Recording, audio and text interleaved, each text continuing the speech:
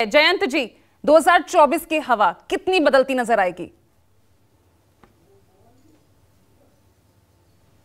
थे जिन्होंने इस सूबे में किसी भी जाति धर्म वर्ग के साथ कोई भेदभाव नहीं किया और उनमें बुद्ध की करुणा थी और लोगों के अंदर हृदय परिवर्तन का एक असीम कहने की उसका धैर्य उनके अंदर था और इसीलिए वो बिहार को इतने कायदे से चला पाए और कुछ बहुत ही ऐतिहासिक फैसले उन्होंने लिए।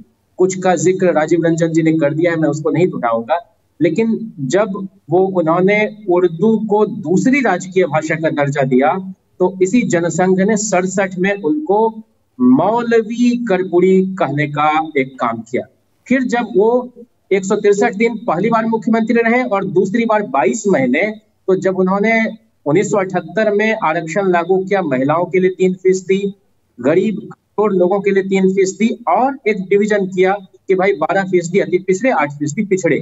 और राम नरेश यादव जी ने उत्तर प्रदेश में 15% आरक्षण दिया और जगजीवन बाबू केंद्र में मंत्री थे। इसी जनसंघी ने जो जनता पार्टी में रहते हुए थोड़ी सदस्यता लेके बैठे हुए थे, कहा कि दिल्ली से चमड़ा भेजा संदेश, कर्पूरी केस बनावे भैंस चढ़ावे राम नरेश।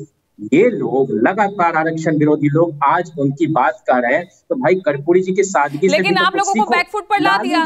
कम से कम बीजेपी, चले ये देर से ही सही ना, कल लालू जी भी यही लिख रहे थे ना कि बहुत डिले कर दिया ये जो फैसला लिया, लेकिन आप तो खुद मनमोहन सरकार में रहे, मजबूत स्थिति में थे, तब आप दिलवा देते भारत रत्न।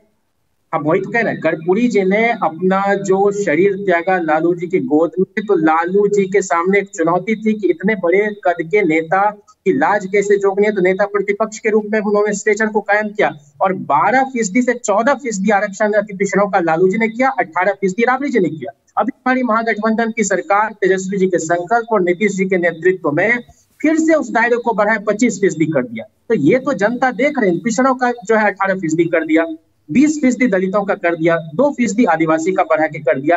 तो जनता यह देख रही है कि भाई ये जो हिंदुत्व का कार्ड लेके आ रहे हैं।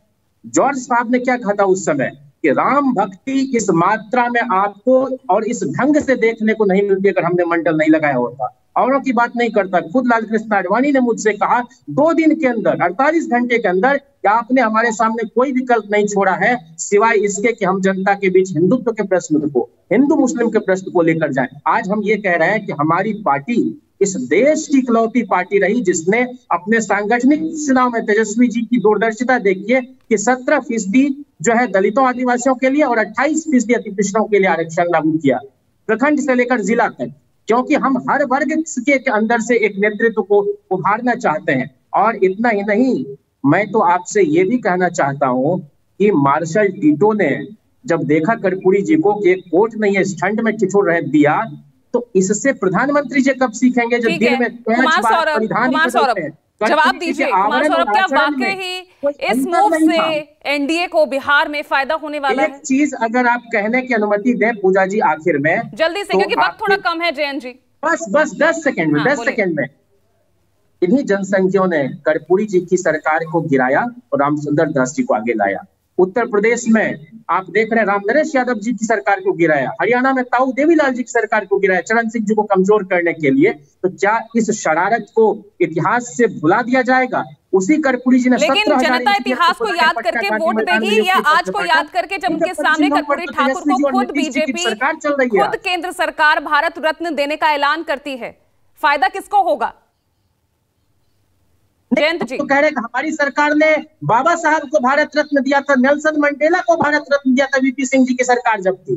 हमको तो जब जब मौका मिला हमने अपने लोगों को याद किया और अभी कह रहे थे लेकिन भारत रत्न नहीं दिलवा पाए ना कर्पूरी ठाकुर जी को, नहीं दिलवा पाए ना। मांग तो आपने भी बहुत लंबे समय से रखी, तेजस्वी यादव ने वीडियो भी शेयर किया था, नीतीश जी ने विधानसभा से संकल्प पारित करके पत्र लिखा, कई बार उनसे आग्रह किया। चलिए कुमार सौरभ,